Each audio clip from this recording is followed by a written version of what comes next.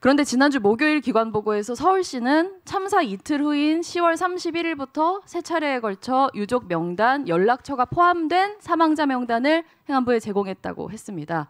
다시 한번 확인하겠습니다. 오세훈 증인, 네. 서울시가 행안부에 유족 명단과 연락처가 포함된 사망자 명단을 제공했죠. 네. 이상민 증인, 네. 지금 오세훈 증인이 위증을 하고 있습니까? 아니 맞는 말씀이십니다. 맞는 말이죠? 네. 제가 정리를 하겠습니다. 참사 초기에 사망자 신원을 확인하고 유족에게 사망 사실을 알린 건 경찰입니다. 그리고 서울시는 참사 다음 날인 10월 30일 중대본 회의에서 사망자 유가족 지원과 장례 절차 지원 등을 위해서 경찰에 사망자 인적 사항을 요청하고 수령을 했습니다. 그리고 서울시 전담 공무원들이 장례 지원 등을 통해서 유족 연락처를 확인하고 자료로 정리를 했습니다. 그리고 행안부의 최연수 사회재난 대응정책과 주무관이 중대본 차원의 사망자 지원 및 현황 관리를 위해서 서울시에 유선으로 사망자 명단을 요청했습니다. 이건 당사자와 확인한 사항입니다. 이에 서울시가 유족 명단이 포함된 사망자 명단을 행안부에 10월 31일부터 3번에 걸쳐서 이메일로 보냅니다. 서울시가 행안부에 유족 명단을 보냈다는 오세훈 증인의 말은 사실입니다. 착오가 있었던 건 행안부죠. 서울시가 보낸 사망자 명단 엑셀 파일 뒤쪽에 유족 명단이 붙어 있었는데 처음 자료를 받았을 때는 실무자가 그걸 보지를 못했고 11월 16일에 장관 예결위 질의 때 그게 문제가 되니까 다시 확인해 보니 그제서야 유족 명단이 있었다는 걸 알았다. 이겁니다. 이걸 믿으라는 건가 싶을 정도의 민망한 얘기라고 생각합니다. 하지만 어쨌든 행안부의 설명은 그렇습니다. 이상민 증인 지난주 기관보고에서 조각난 정보 이렇게 말한 건 바로 이 사망자 명단에 포함된 유족 명단 말한 거죠. 그렇죠. 사망자 현황 네, 명단에 그렇다고 하신 일부 답변으로. 유족 명단이 있었습니다. 네, 그러면 유족 명단을 일부가 됐든 어쨌든 행안부가 갖고 있었다는 걸 지난주에 알았다는 거네요. 지난주에 알은 게 아니고요.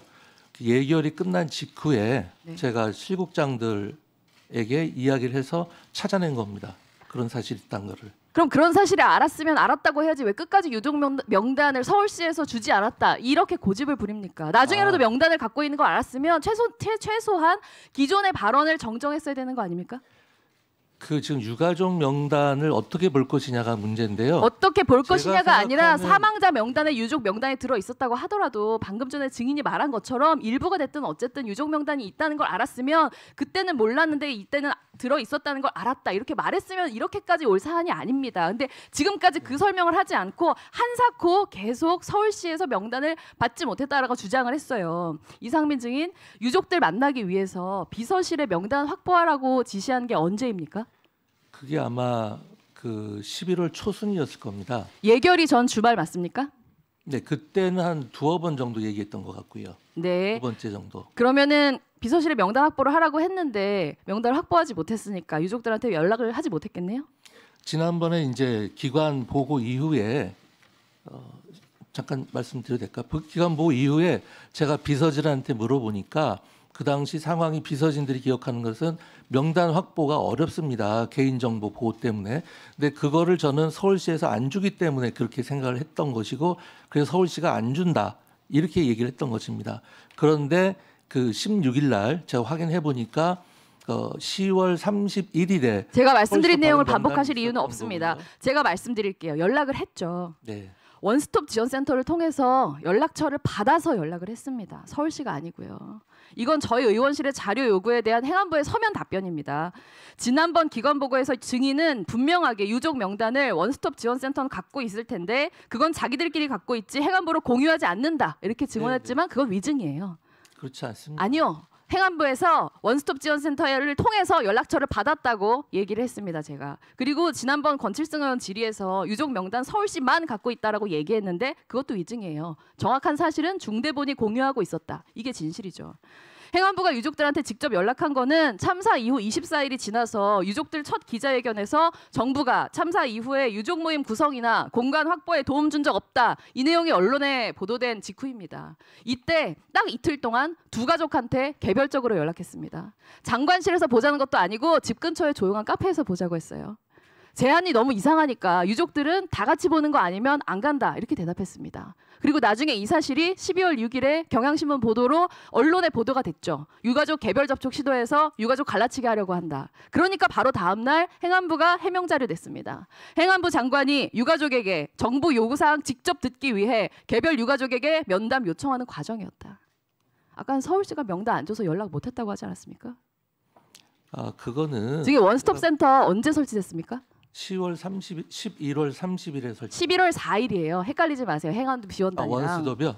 원스톱. 네. 네, 참사 일주일도 네네. 지나지 않아서 설치가 됐어요. 예결위 직전 주말보다 일주일이나 전에. 네. 장관이 유족을 만나려고 하면 서울시가 아니라 원스톱 센터에서 얼마든지 연락처 받을 수 있었다는 겁니다. 이렇게 연락했으니까요. 행안부는 그걸 알 수밖에 없어요. 왜냐? 행안부 직원이 거기 파견 나가 있었으니까. 애초에 이 유족 명단 공방은 말이 안 됩니다. 왜냐하면 행안부가 유족 지원을 해야 되니까 당연히 갖고 있어야 되는 거죠. 진짜 문제는 행안부가 처음부터 유가족 지원을 제대로 할 생각이 없었다는 점이죠. 정부가 유족을 돌보고 챙겨야 되는 시민으로 생각한 게 아니라 정권에 부담이 될까 봐 경계하고 외면한 게 이 유족 명단 공방이 진짜로 가리키고 있는 문제입니다. 그렇지 않았으면 이렇게 형식적인 거칠에만 서둘러서 끝내고 이토록 철저하게 그 이후에 유가족들의 지원 요청 외면할 수가 없습니다. 증인 아까 중대본이 아니라 행안부에서 운영하는 전담 지원단 11월 30일부터 운영됐다고 했는데요. 오늘이 1월 6일이죠. 거기서 지금까지 지원 뭐 했다고 생각하세요? 모르시죠? 알고 있습니다. 뭐 했는데요? 그 유가족을 제가 알려드릴게요. 대리하는 12월 20일이 돼서야 지원단장이 유가족 협의회 대표한테 겨우 전화 한 통한 게 다예요. 이래놓고 무슨 지원을 합니까? 그 역할에 대해서는 나중에 쌍민 증인. 말씀드리겠습니다.